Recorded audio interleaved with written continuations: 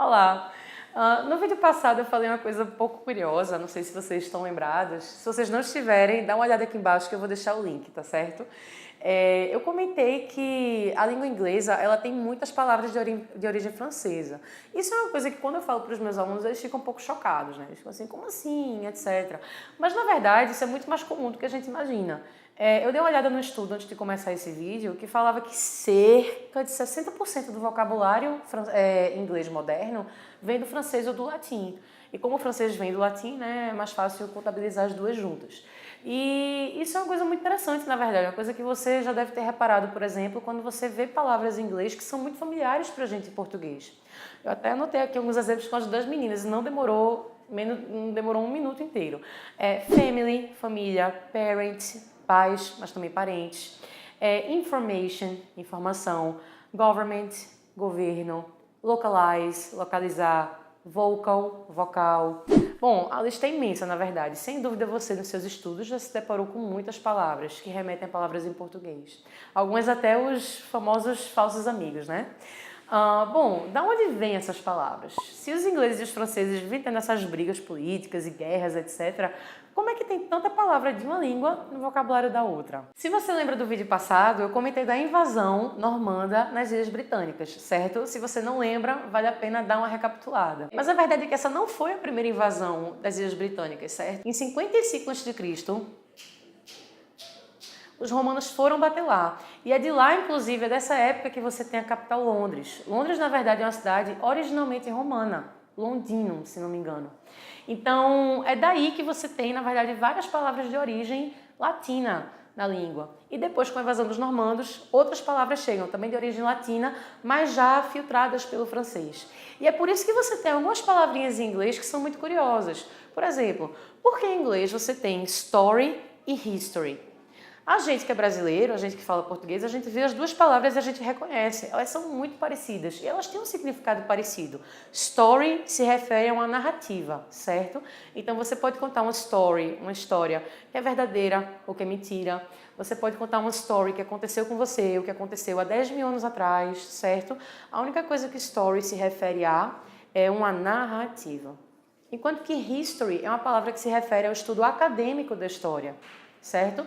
Então, quando você vai para a faculdade, você estuda history. Quando você está conversando com seus amigos sobre alguma coisa que aconteceu, sobre algum livro que você leu, você está falando de story. Ah, é verdade! É verdade, tinha esquecido, né? Os stories do Instagram é um exemplo perfeito disso. É uma historinha, mas não é uma history, certo? É qualquer tipo de narrativa, enfim. Mas isso não responde a pergunta. Em português, a gente tem história que a gente usa para os dois tipos. Por que em inglês a gente não tem? Bom, aí é que vem essa parte da history que eu contei para vocês agora no comecinho. Story é uma palavra que entra no vocabulário inglês com a invasão dos romanos. Então ela vem diretamente do latim. E mais tarde, no século XI, com a invasão dos normandos franceses, é que vem a palavra history, que é uma palavra mais acadêmica.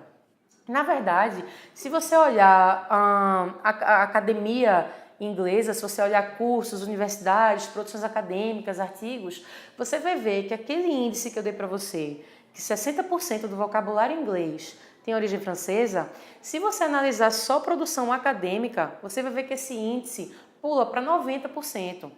Desculpa, 80% ou 90%. Justamente porque quando os normandos chegaram quando os normandos franceses chegaram na Inglaterra, eles trouxeram também vários estudos que estavam sendo feitos na Europa e que ainda não eram tão comuns na Inglaterra. Então eles trouxeram consigo a history, a astronomia, astronomy, a matemática, mathematic, que eram coisas que haviam lá na Inglaterra, sem dúvida, essas coisas existem naturalmente no ser humano, mas não com o estudo acadêmico, com a produção intelectual. Então são os normandos que trazem isso e com isso eles trazem também o seu vocabulário. E é por isso que hoje em dia, se você olhar para o inglês, você vai ver muitas palavras que têm tanto origem latina quanto francesa e você provavelmente vai reconhecer as duas, apesar que nem sempre elas vão querer dizer a mesma coisa, como no caso de story e history. Então, cuidado, fique atento. No Instagram você não está fazendo history, você está fazendo stories. Apesar de que, se seus stories forem muito bons, Quem sabe você não faz history, hein? E aí, deu pra entender? Ficou confuso? Bom, se tiver alguma pergunta, pode deixar nos comentários. E se tiver gostado do vídeo e tiver interesse em ver outros, se inscreva no nosso canal. Aperte aqui esse sinetezinho. Sinete é uma palavra tão chique, né? Um sino, desculpa, gente. Um sinete, um sino pequeno.